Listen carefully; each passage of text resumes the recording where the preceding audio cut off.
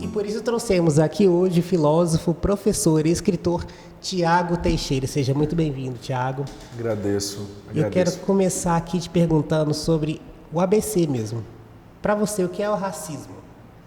Bom, primeiro é importante localizar que essas questões nunca são hipersubjetivas, né? Quando a gente fala de racismo, violência, ou desses fenômenos que estruturam as nossas relações, a gente fala muito mais a partir de um lugar social do que de um lugar subjetivo. Então, pensar o processo de racialização é pensar como o mundo, especificamente o mundo moderno, foi construído a partir de teses de hierarquização entre sujeitos. Então, nós vamos identificar que o processo de construção do mundo moderno tem a ver com uma hierarquização entre quem se apresentava como sujeito e quem era marcado como objeto. Essa lógica, ela teceu boa parte das experiências políticas, sociais, econômicas, estéticas da modernidade até aqui e ainda se manifestam nas nossas experiências contemporâneas. Então, pensar o racismo é pensar toda uma lógica política, estética, epistêmica, social, que visa manter esse lugar de subordinação a determinados sujeitos que são aprontados como os outros, não são marcados como os inimigos ou como uma outridade radical, para pensar aqui com um filósofo chamado Attila Bembe, que inclusive tece o conceito de necropolítica. Então, o racismo é uma lógica, uma estrutura, uma tecnologia de poder, e nada tem a ver com a biologia. Quando a gente fala sobre o processo de racialização, a gente está falando de lógicas de poder que constrói uma narrativa sobre sujeitos e grupos sociais, tentando rebaixar esses sujeitos. Então dá para perceber que é uma coisa muito mais estrutural, antiga, e não simplesmente um pré-julgamento como é o preconceito. Eu queria que você detalhasse um pouquinho dessa diferença de racismo e preconceito. Importante fazer essa diferenciação, até para que a gente não caia em esvaziamentos que são muito corriqueiros, inclusive. Quando nós tratamos do preconceito, a gente fala de uma posição diante de alguma coisa que nos é estranha. Então, a própria palavra diz, né, preconceito, um pré-juízo, um pré-julgamento sobre algo que, claro, está ligado a estereótipos ou a uma disponibilidade mesmo em relação ao outro ou à presença desse outro. Qualquer pessoa pode ser alvo de um preconceito. Mas quando a gente fala de racismo contra a população indígena, de racismo contra a população negra, a gente volta àquela lógica de pensar que estruturalmente essas populações foram desenhadas como radicalmente o outro, né? Foram desenhadas e publicizadas na forma de uma desumanização para que elas estivessem submetidas. Quando a gente fala de estrutura aqui, aparentemente as pessoas imaginam que a gente está falando de uma realidade que não pode ser mudada. É muito curioso, né? O livro do professor Silvio Almeida, que tem por título Racismo Estrutural, vai na contramão dessa tese, inclusive, vai dizer, olha, quando nós dizemos que a estrutura, que o racismo é uma realidade estrutural, significa que ele é forjado a partir de narrativas, de discursos de poder que visam alocar pessoas negras, pessoas indígenas e grupos racializados nesse lugar de subalternidade. Isso não significa que isso seja um destino, que seja fixado. Por ser um discurso, por ser um modo de construção dos lugares sociais, ele pode ser desfeito. Então, voltando à questão, a diferença talvez mais pontual entre um preconceito e o racismo, seja ele antinegro ou seja ante a população indígena, por exemplo, é pensar que o processo do pré-julgamento ele pode ser alguma coisa da nossa experiência cotidiana e pode ter qualquer corpo como alvo, desde que ele esteja em desacordo com aquilo que é apresentado como norma, em certo sentido.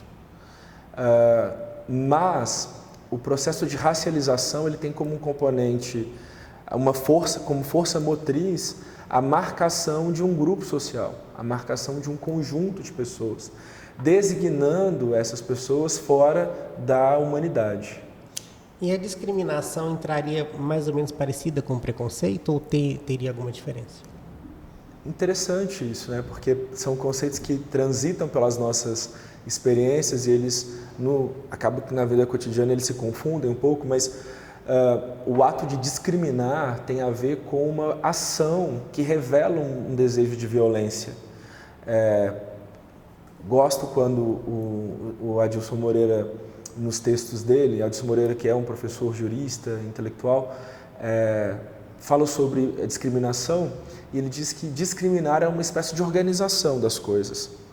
Quando a gente pensa essa organização vinculada ao preconceito e à violência inerente a esse desejo do distanciamento, da indisposição para o outro, nós percebemos que há uma organização colocando o outro nesse lugar à distância, né? Então, assim, a gente vai pensar que a discriminação é um ato, ou tem a ver com práticas simbólicas ou concretas de organização de um mundo político-social onde esse outro, que é estigmatizado, é colocado para fora dos centros discursivos, dos lugares de conhecimento, das possibilidades de acessos básicos, né? Saúde, educação, ou até mesmo a própria possibilidade de existir, de viver. Quando a gente entende, por exemplo, que a violência pode chegar a níveis radicais, né? De supressão da vida, inclusive, nós entendemos que essa prática de execução ela está atravessada por vezes pelo racismo, por outras violências estruturais que se materializam em ações.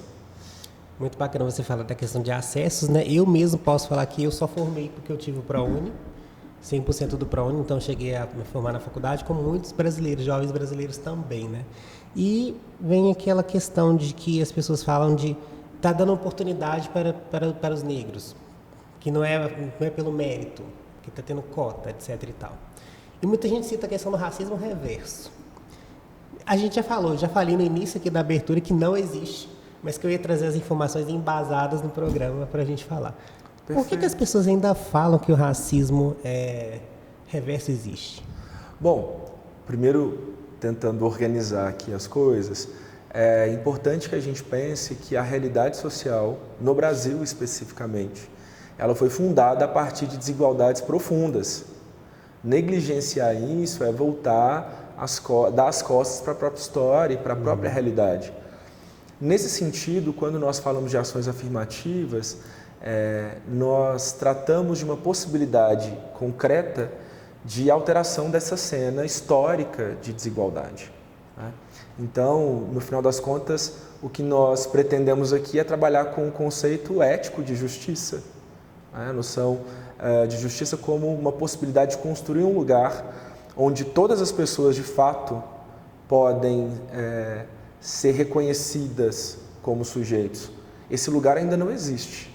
Nós estamos construindo e reconstruindo uma realidade a partir de uma herança que inegavelmente teceu esse Estado, né, teceu essa realidade político-social a partir de desigualdades profundas, como eu disse.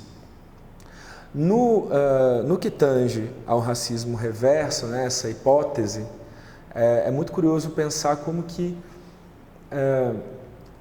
a discussão, uma discussão que é política, estrutural, econômica, histórica, cultural, passa a ser apresentada como uma realidade subjetiva, passa a ser descrita como alguma coisa que diz respeito a um sujeito que se sentiu ofendido. E nessa inversão, né, dos papéis, aquilo que é estrutural é designado como subjetivo. Isso aqui é grave, no final das contas, porque quando nós falamos de racismo, a gente está falando de uma história de apagamento, de aniquilamento, de subjugamento de grupos sociais inteiros, descritos longe dessa humanidade, como eu falei agora há pouco. E isso aqui tem a ver com uma relação de poder, ou com relações de poder. Uma descrição de onde esse grupo social vai estar alocado, uma vez que ele não dispõe de ferramentas de poder que o colocam como protagonista da história. Então não dá para falar de um caráter reverso nesse sentido, uma vez que grupos racializados foram constituídos à distância desses poderes constituintes da realidade, constituintes de protagonismo político, econômico, epistêmico. científico. Ora, no final das contas, o que a gente está falando é de um grande desejo de manter um certo protagonismo discursivo de quem sempre teve esse protagonismo, né? E o que revela também uma indisposição ética, porque eu costumo dizer que nós, para pensarmos ética, nós precisamos fomentar em certa medida ou em ampla medida algumas categorias. Uma delas é a escuta. Eu só consigo fantasiar algum fenômeno como esse que a gente está conversando, à medida que eu me distancio da realidade, me distancio das dores dos outros, né? E me distancio da própria história. Eu só consigo pensar nessa categoria supostamente, né, válida, que as pessoas tentam requisitar, do racismo reverso, à distância da realidade. É que é tapar os olhos, né, do que está acontecendo, né? E nos últimos anos a gente viu muito o crescimento de rejeições, de preconceitos de vários tipos, né? E até pelo cenário político, social. E qual a avaliação, qual o balanço que você faz assim do que passou e sua perspectiva para o futuro? Você acha que isso pode melhorar? A curto prazo, talvez? Uma pequena melhora? O que você pensa sobre isso? Olha, Patrick, na filosofia eu faço parte, na filosofia eu estudo ética, e não tem como pensar ética sem ter algum tipo de esperança. Porque quando a gente fala de construção de um horizonte ético, a gente está falando de uma realidade que tem que ser construída visando um horizonte comum, bem comum, enfim. Inegavelmente, nós percebemos a proliferação, né, de discursos de ódio, a sensação de liberdade para que esses discursos se materializem na vida concreta e também na vida online, né, nas experiências nas redes sociais. Agora, eu não consigo entender que esse fenômeno é contemporâneo. Eu acho que na nossa realidade contemporânea, o ódio ele se sofistica a partir de outras tecnologias. Mas essa realidade ela só existe porque ela tem, em certa medida, uma validade histórica. Então, quando eu percebo que grupos sociais, sujeitos, corpos, as diferenças são atacadas ou são transformadas em alvos, eu identifico também uma relação entre a nossa construção político-social no Brasil e um desejo incessante para que sujeitos que quebram essa espécie de norma social e todas as dissimulações e vícios morais que ela tem tenham que ser silenciados e executados para que essa norma se mantenha tal como ela é. Então, pensando de fato que há uma onda, né, assim, crescente, vertiginosa de ódio, mas ela faz coro com toda uma história que nós já temos. Qual é a minha posição, talvez, né, como pesquisador ou como pensador que tem a ética como fio condutor das minhas percepções e também das minhas práticas? Obviamente, eu espero uma realidade onde a gente consiga ser onde a gente consiga vencer o ódio e entender que as diferenças, na verdade, nos dizem como humanos e não nos destroem como humanos. Certo. Acho que não ficou dúvida para ninguém, né, gente? O Diversos de hoje fica por aqui. Muito obrigado, Thiago, pela sua presença. Agradeço. As portas da Estácio, daqui da Central Estácio de Produção, estarão sempre abertas para você. E fique acompanhando a nossa programação. Um beijo. Uma frase de Viola Davis diz o seguinte: a única coisa que diferencia as mulheres negras de qualquer outra pessoa é a oportunidade. E seguindo essa frase dela, a oportunidade está na nossa porta a todo tempo de ter o conhecimento verdadeiro. Na palma da nossa mão, no clique do seu computador, em livros, o que não falta é a oportunidade.